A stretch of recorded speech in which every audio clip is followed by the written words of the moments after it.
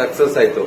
ಆಮೇಲೆ ಅವ್ರ ಹತ್ರ ಹೋಗಿ ನಾವು ಕೇಳಿದ್ಕೆ ಅಲ್ಲಿ ಹೋಗಿ ಆನೇಕಲಲ್ಲಿ ಪುತ್ತೂರ್ ಕಟ್ ಅಂತಿದೆ, ಅಲ್ಲಿ ಹೋಗಿ ನಿಮ್ಗೆ ಎಂತದೇ ಸಮಸ್ಯೆ ಇದ್ರೂ ಸಾಲ್ವ್ ಮಾಡ್ತಾರೆ ಅಂತ ಹೇಳಿದ್ರು.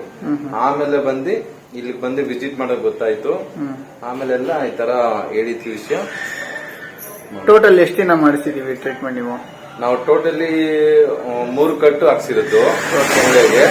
ಈಗ 90% ಕಂಪ್ಲೀಟ್ ಆಗಿ ಮೂಳೆ ಕೂಡ್ಕೊಂಡಿದೆ. 3 ಕಟ್ಟು ರಿಮೂವ್ ಆಗಿದೆ. ಓಕೆನಾ? ಈಗ ಎಣ್ಣೆ ಮತ್ತು ಟ್ಯಾಬ್ಲೆಟ್, ಕ್ಯಾಲ್ಸಿಯಂ ಟ್ಯಾಬ್ಲೆಟ್ ಎಲ್ಲ ಕೊಡ್ತಾ ಇದ್ದಾರೆ.